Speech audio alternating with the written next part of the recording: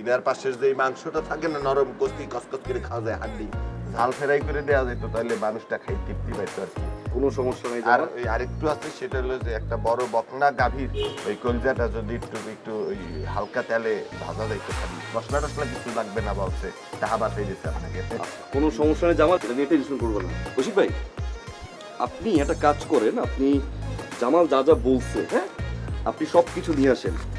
ইলিশ মাছ, ডিম থাকতে হবে কিন্তু ভিতরে, ডিম থাকতে হবে, ইলিশ মাছ, খাসির মাংস, গুঁড়া মাছ আর ডাল চচ্চড়ি যা আছে সব কিছু আপনি নিয়ে আসেন। গরু কলিজা কোনো সমস্যা নেই, যা বলে সব কিছু নিয়ে আসেন, টাকার কোনো সমস্যা নেই, 200 টাকা রাখেন, এটা দিয়ে সব কিছু আপনি নিয়ে আসেন। তারপর যদি কিছু লাগে আপনার পকেট থেকে দিয়ে দিন।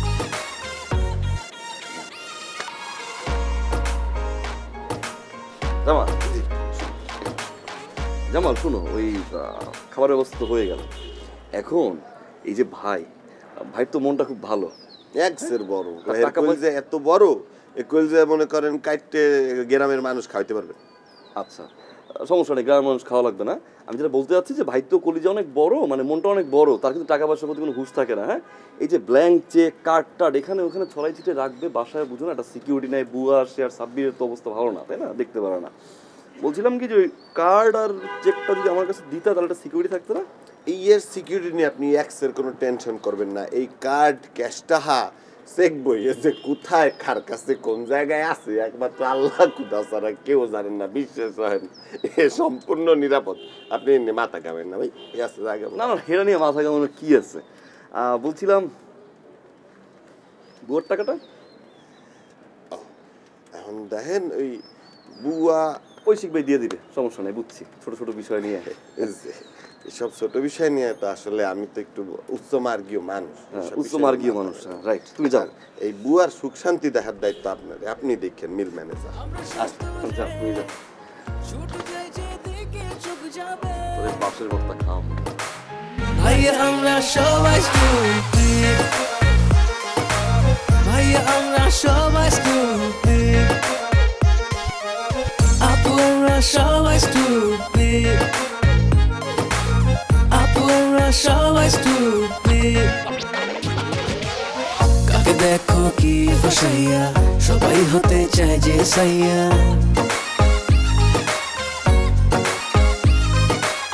দিল শেষে মাঠে যাইয়া লাগে গঞ্জাম তাতা থাইয়া।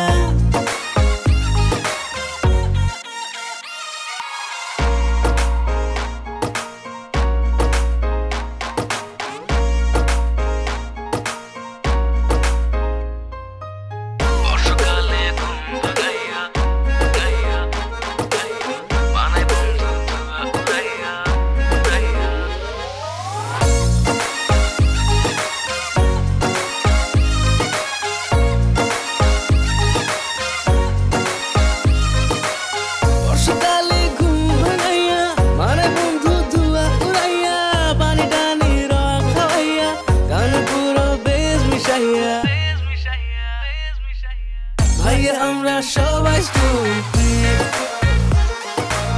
ভাইয়া আমরা সবাই স্টুপিড, আপু আমরা সবাই স্টুপিড, আপু আমরা সবাই স্টুপিড।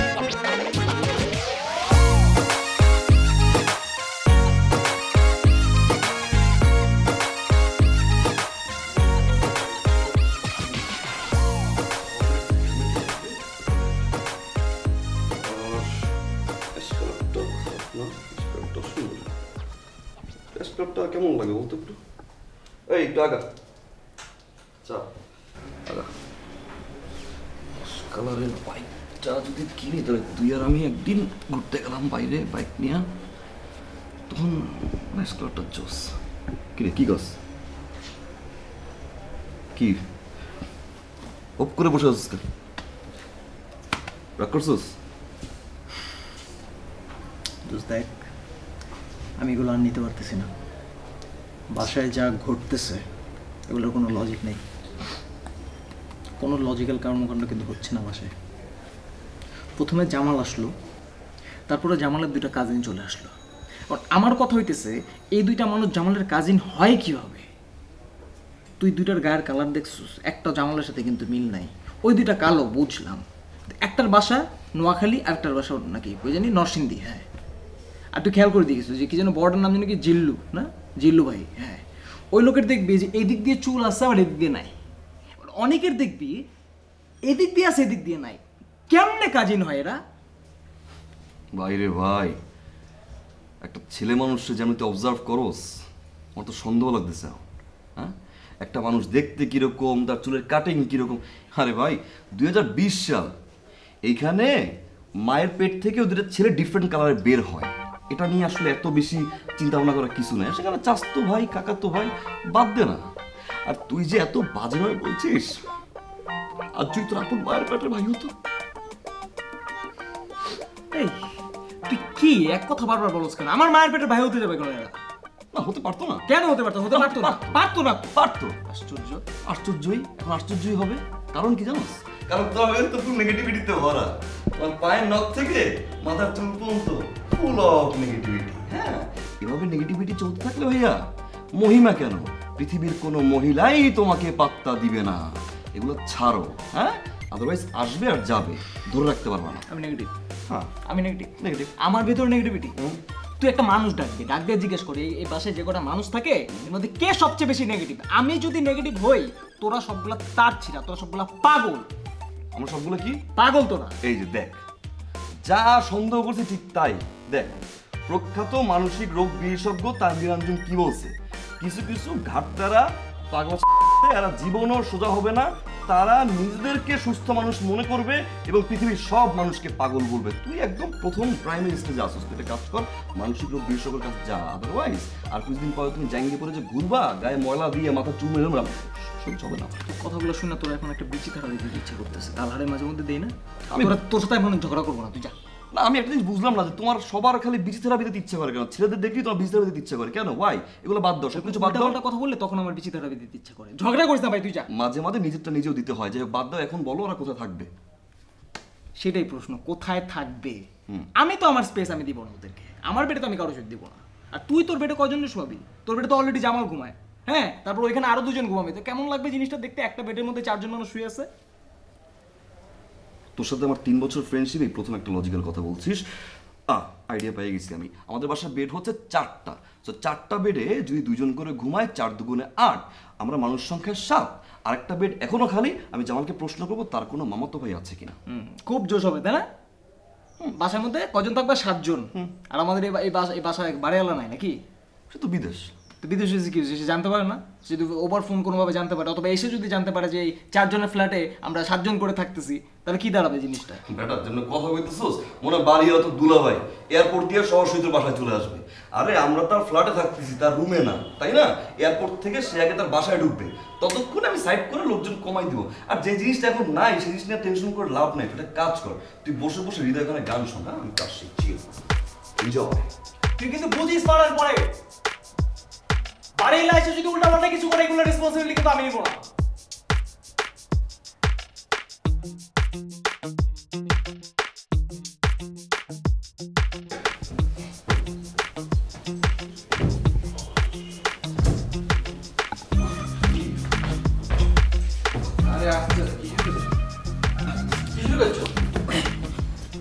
বাবু ভাইয়া কি হয়েছে তো?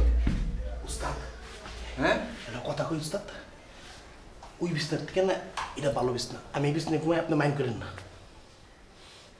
ওরে বাবুরে বাবুরে, তুই কি এতক্ষণ ধরে বিছনানি চেক করছ কোনটার মধ্যে ঘুমাবি? হ্যাঁ, এটাই তো চেক করছি। আমি তো মনে করছি তোর মিট কিবারে উঠছে। আমি তো চামড়া জুতা খুঁজতে গেছিলাম নাকের মধ্যে ধর্ম। তো আপনি যে পিতৃতুল্য বড় ভাই এটা প্রমাণ করছেন যে আমাকে কেয়ার করেন।